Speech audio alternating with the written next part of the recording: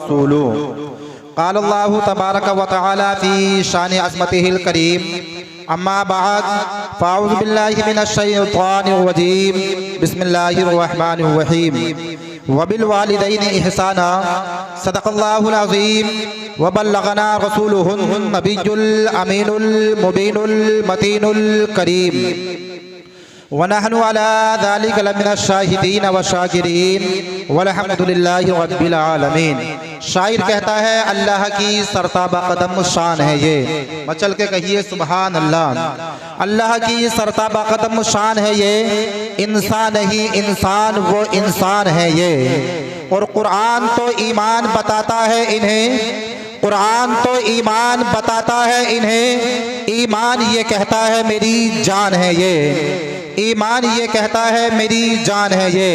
एक शायर क्या ही खूब कहता है, रात भर रब्बे हबली की दुआएं मांगे मुस्तफ़ा, रात भर रब्बे हबली की दुआएं मांगे मुस्तफ़ा, हम करें आराम तकलीफ़ें उठाएं मुस्तफ़ा। रात भर रब्बे हबली की दुआएं मांगे मुस्तफ़ा, हम करें आराम तकलीफ़ें उठाएं मुस्तफ़ा। और बाद तख्लीके तो आलम खालिके कुल ने कहा कि हमने तो दुनिया बना दी अब चलाएं मुस्तफ़ा, हमने तो दुनिया बना दी अब चलाएं मुस्तफ़ा। और शायर कहता है जीत जाता जंग अगर वो गाजी होता, जीत जाता जंग अगर वो गाजी होता, सर कटाता सजदे में तो खुदा राजी होता। और कौन आंख उठा सकता था हमारी मस्जिदों की तरफ अगर हर मुसलमान 5 वक्त का नमाजी होता, अगर हर मुसलमान 5 वक्त का नमाजी होता। और आगे शायर कहता है इस कामिले वतन में हम भी हैं बराबर के शरीक, इस कामिले वतन में हम भी हैं बराबर के शरीक।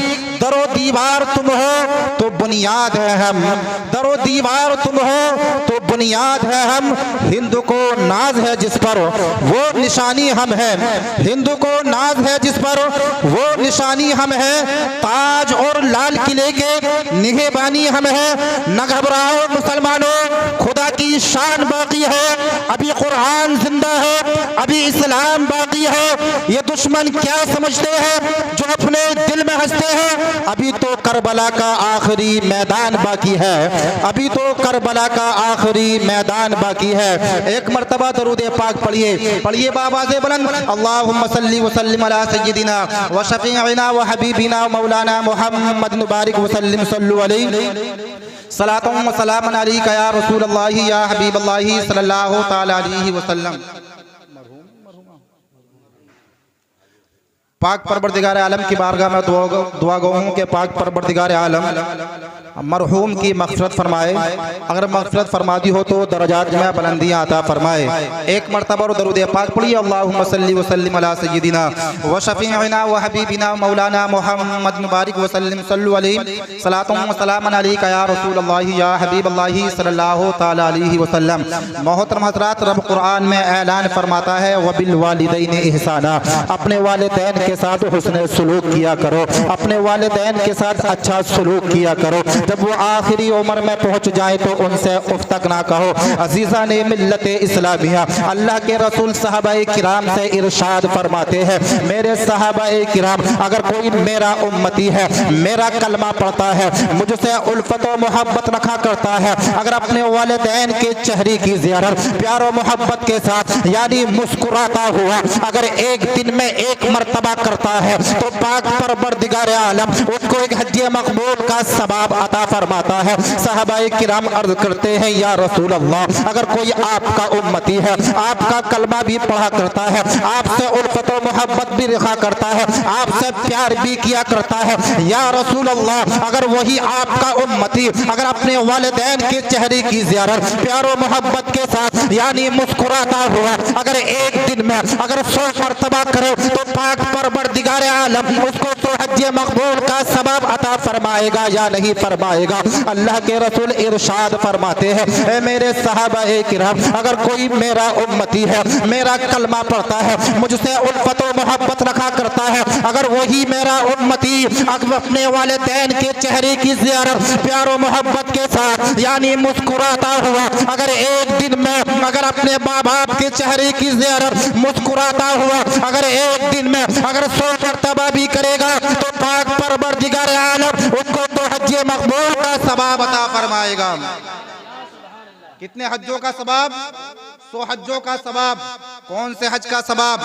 जो पाक परवरदिगार आलम अपनी बारगाह में हज को कबूल फरमा लेता है। सुभान अल्लाह। वालिदैन का मर्तबा कितना बुलंद है। वालिदैन की इज्जत किया करो, वालिदैन से प्यार मोहब्बत किया करो, वालिदैन से उल्फत मोहब्बत किया करो। जब भी उनके सामने पेश आया करो बड़ी ही नरमी के साथ में पेश आया करो। जब भी उनके चेहरे की जियारत किया करो, जब भी उनके चेहरे को देखा करो तो मुस्कुराते हुए देखा करो। इधर मुस्कुराते हुए जब तुम अपने माँ बाप को देखोगे तो इधर तुम्हारे माँ बाप भी खुश होते हुए नजर आएंगे।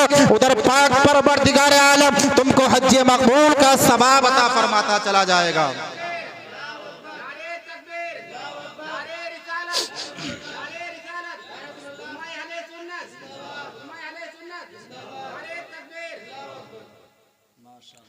अज़ीज़ान मिल्लत इस्लामिया, लेकिन आज के हालात इतने ख़राब हो चुके हैं, इतने ख़राब हो चुके हैं कि हम अपने माँ बाप को गालियाँ दे रहे हैं, अपने माँ बाप को अपने ही हाथों से सता रहे हैं, अपने माँ बाप को घरों से बाहर निकाल रहे हैं। अल्लाहु अकबर।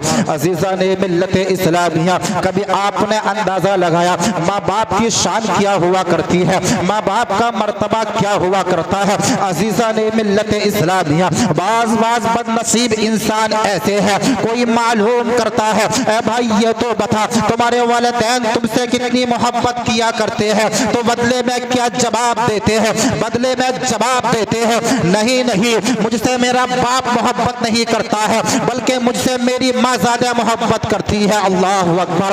आपने कभी अंदाजा लगाया उस बाप के लिए आप ऐसे अल्फाज बोल रहे हैं जिस बाप ने आपके पढ़ाने के लिए दूसरों की गुलामियां की होंगी, जिस बाप ने आपको पढ़ाने के लिए अब रात सर्दियों की रातों में काम किए होंगे। अल्लाहु अकबर। आपने कह दिया कि मेरा बाप मुझसे मोहब्बत नहीं किया करता है। अज़ीज़ान मिल्लत इस्लामिया, अगर बाप बेटे से मोहब्बत ना करता तो हजरत आदम अलैहिस्सलाम अपने बेटे के लिए दुआएं ना करते। अगर बाप बेटे से मोहब्बत ना करता तो हजरत इब्राहीम अलैहिस्सलाम अपनी औलाद के लिए दुआएं ना मांगते। अगर बाप बेटे से मोहब्बत ना करता तो हजरत यूसुफ अलैहिस्सलाम की जुदाई में हजरत याकूब अलैहिस्सलाम न रोते, इतना रोए हैं, इतना रोए हैं, 40 साल तक मुतवातिर रोते रहे, इतना रोए, इतना रोए। अज़ीज़ान मिल्लत इस्लामिया, आपकी आंखों से बेनाई खत्म हो जाती है। अल्लाहु अकबर। अज़ीज़ान मिल्लत इस्लामिया, हम लोग कह दिया करते हैं बाप बेटों से मोहब्बत नहीं करते हैं। अज़ीज़ान मिल्लत इस्लामिया, बाप भी बेटों से बड़ी ही मोहब्बत करता है, इतनी मोहब्बत किया करता है, इतनी मोहब्बत किया करता है। माँ तो घर के अंदर रहती है लेकिन बाप लोगों की गुलामियां किया करता है, बाप लोगों के ताने सुना करता है, बाप लोगों की गालियां सुना करता है। अज़ीज़ान मिल्लत इस्लामिया, अगर ये बाप ना होते तो हम पढ़े लिखे ना होते, अगर ये बाप ना होते तो हमारा मुस्तकबिल खराब हो चुका होता। लेकिन हम लोग कह दिया करते हैं कि बाप हमसे मोहब्बत नहीं किया करता।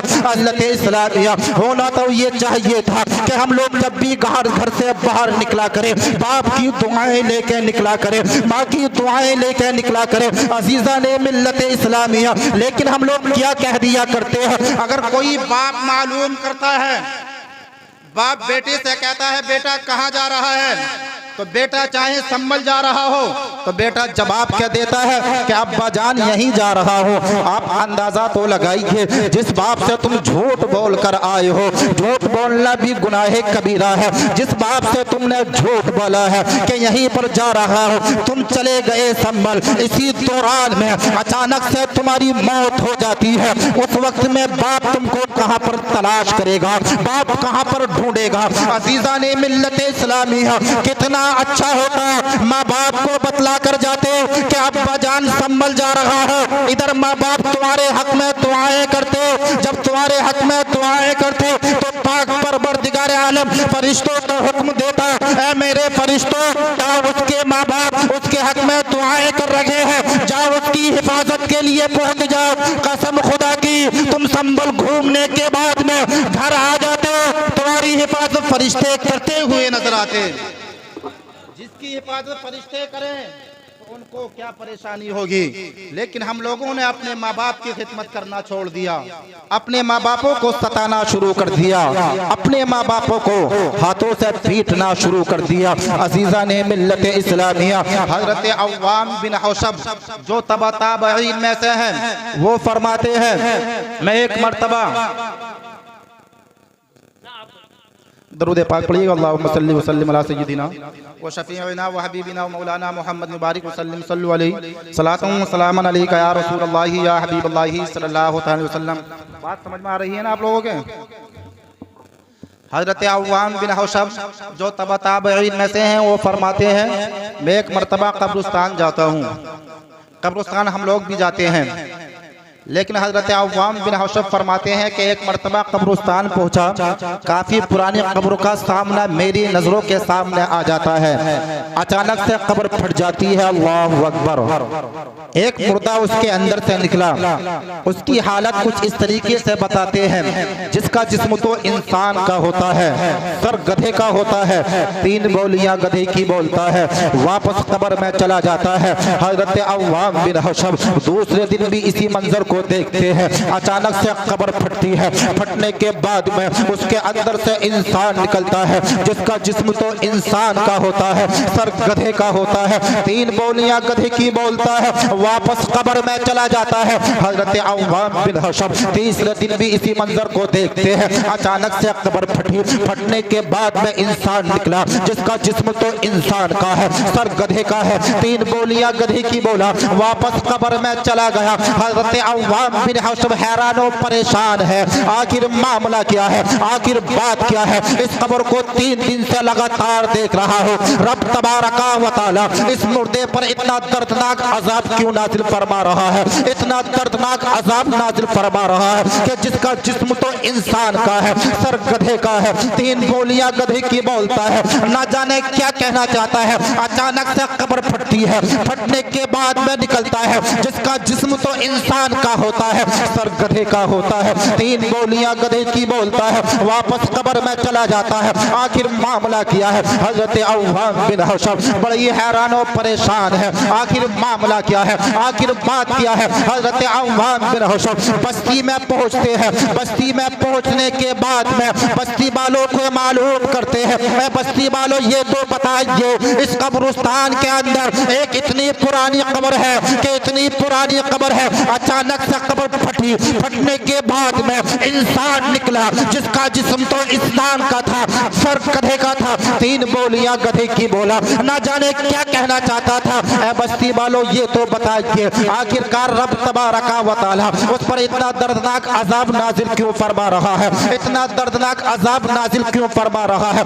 अज़ीज़ान मिल्लत इस्लामिया बस्ती वाले मालूम करते हैं, बस्ती वाले कहते हैं, ए अव्वाम बिन हौशब, ए अव्वाम बिन हौशब, ए अव्वाम बिन हौशब, जब ये जिंदा था शाम को शराब पिया करता था, दिन भर जुआ खेला करता था, शाम को जैसे ही घर को वापस आया करता था तो इसके माँ बाप इसको तंबीह किया करते थे, इसको समझाते थे, ए बेटा ये तो बता तू नापाक शराब को कब तक पीता रहेगा, तू जुए को कब तक खेलता रहेगा। ये बदले में जवाब दिया करता था कि तुम लोग मुझ पर गधे की तरह क्यों चिल्लाते रहते हो। अल्लाहु अकबर। इसने अपने माँ बाप को गधे की तरह कहा तो पाक परवरदिगार आलम ने उसी वक्त में उसका इंतकाल फरमा दिया।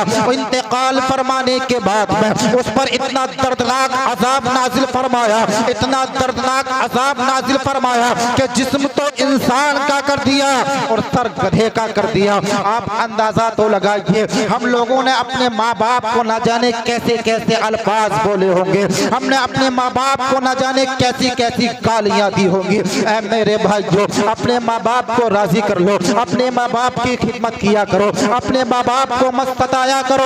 यही वो माँ बाप हुआ करते हैं जो हमारे हक में रातों रात दुआएं किया करते हैं। कसम खुदा की, जिस घर के अंदर माँ बाप राजी होंगे, मुस्तफा राजी होंगे, जो मुस्तफा राजी होंगे तो पाक परवरदिगार आलम राजी होगा।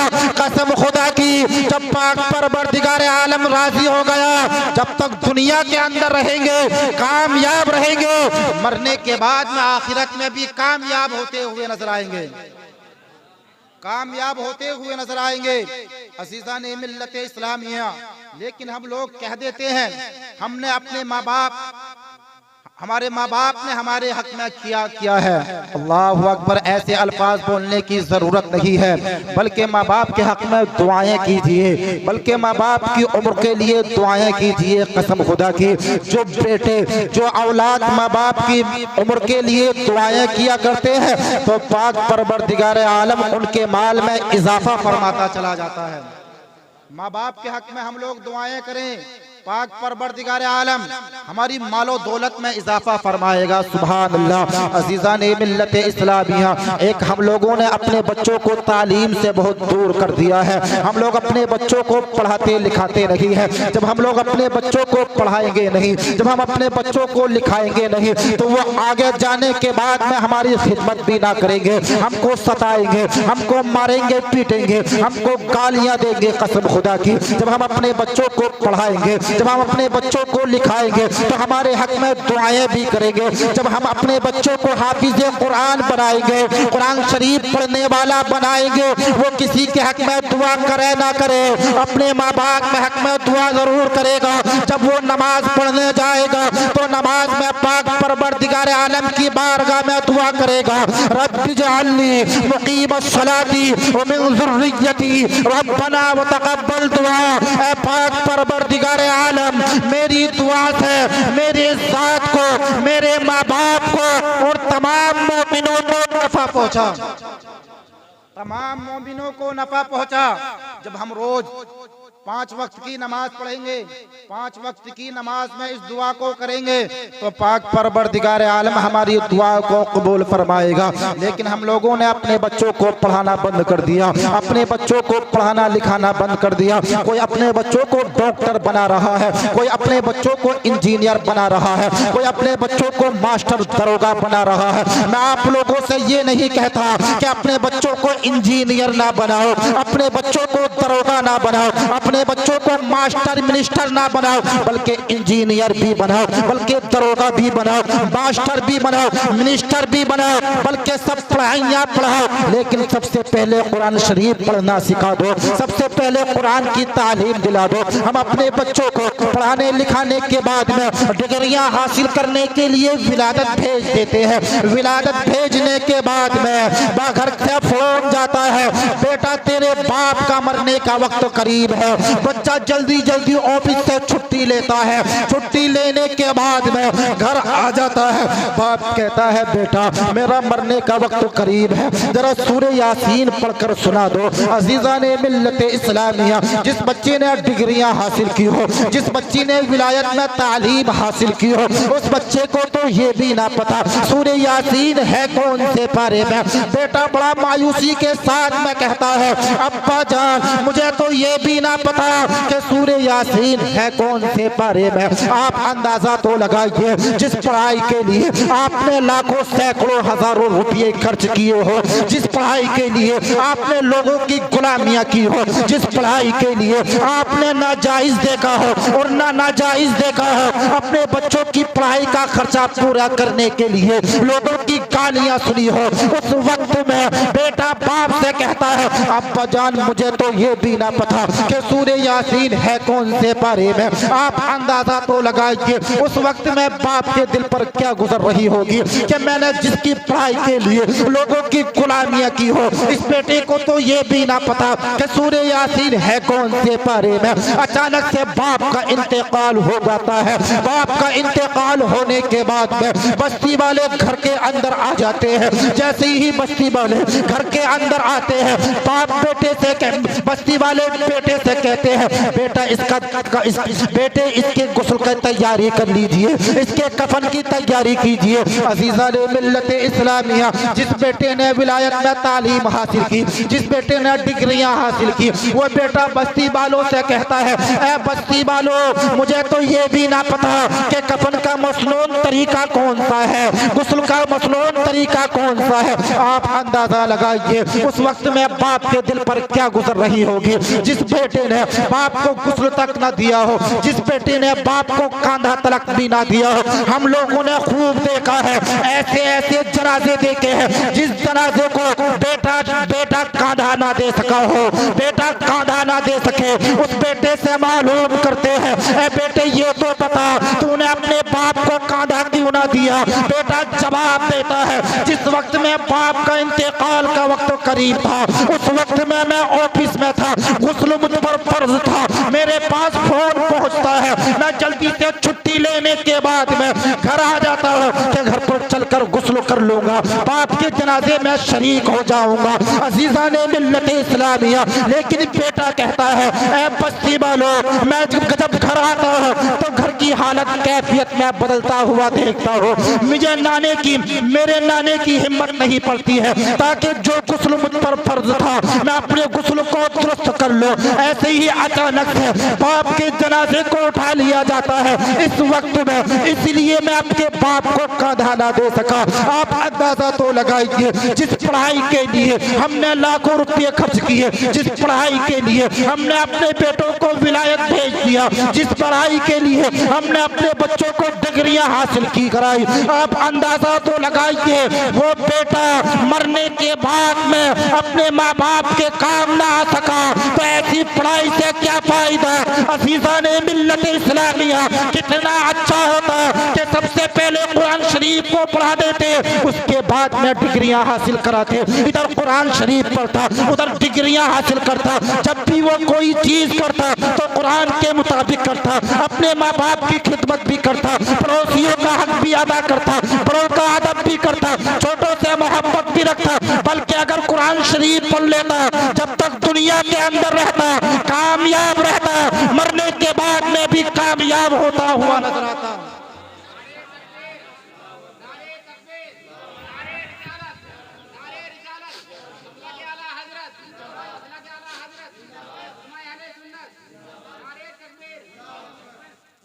बात हकीकत है या नहीं है। बहुत से जनाजे ऐसे भी थे कि बेटा अपने बाप के जनाजे में शरीक तो हुआ, लेकिन बेटे अपने बाप की जनाजे की नमाज पढ़ ना सका। कितना अच्छा होता और वही उसी बच्चे को इतना काबिल बना दिया होता कि इधर बाप का इंतकाल होता, मस्जिद के इमाम का इंतजार ना किया जाता, बस्ती वाले कहते, रिश्तेदार कहते, बेटा आगे आ, नमाज अपने बाप की नमाज जनाजा पढ़ा। उस वक्त में बाप को कितना सुकून मिलता, उस वक्त में रिश्तेदारों को कितना सुकून मिलता। लेकिन हम लोगों ने क्या सोचा कि कुरान शरीफ पढ़ाकर हम अपने बच्चों को क्यों पढ़ाए। कुरान शरीफ पढ़ने के बाद में क्या करेगा, ज्यादा से ज्यादा इमामत करेगा या मदरसे में मुदर्रिस बनेगा। अजीजा ने मिल्लत इस्लामिया, ये मत समझिए कि इमामत करेगा या मदरसे में मुदर्रिस बनेगा, बल्कि ये तो समझ लिए ये इमामत किसका अंजाम है। ये वो इमामत मिली तो नबी के सदक़े में मिली। इमाम कौन था? इमाम तो हमारे तुम्हारे मुस्तफ़ा सल्लल्लाहु अलैहि वसल्लम भी इमाम थे। उन्होंने ऐसी वसीयत दे दी, ऐसी वसीयत दे दी और इरशाद फरमा दिया, खैरुकुम मन तअल्लमल कुरान व अल्लमा, यानी तुम में सबसे बेहतर वो इंसान है जो कुरान को पढ़ता है और दूसरों को पढ़ाता है। हम लोग क्या समझते हैं, अगर किसी के पास पैसा रुपया ज्यादा है तो हमारी नजर में वो अच्छा है, किसी के पास जमीन ज्यादा है हमारी नजर में वो अच्छा है। वो नहीं अच्छा, बल्कि जिसको रसूल का खुदा अच्छा बता दे वो अच्छा हुआ करता है। इसीलिए तो मेरे मुस्तफा इरशाद फरमाते हैं, खैरुकुम मन तअल्लमल कुरान व अल्लमा, यानी तुम में बेहतर वो इंसान है जो कुरान को पढ़ता है और दूसरों को पढ़ाता है। इसीलिए अपने बच्चों को सबसे पहले कुरान की तालीम दिलाओ।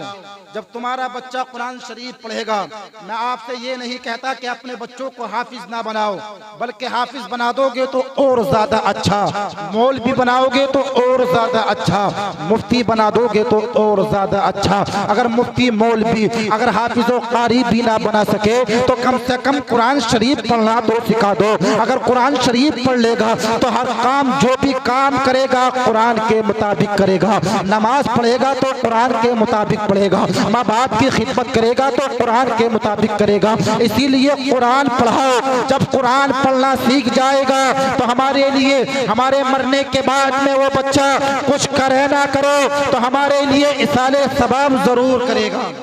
करेगा ना करेगा इसाले सवाब। जब कुरान शरीफ को पढ़ाएंगे जभी तो इसाले सवाब करेगा।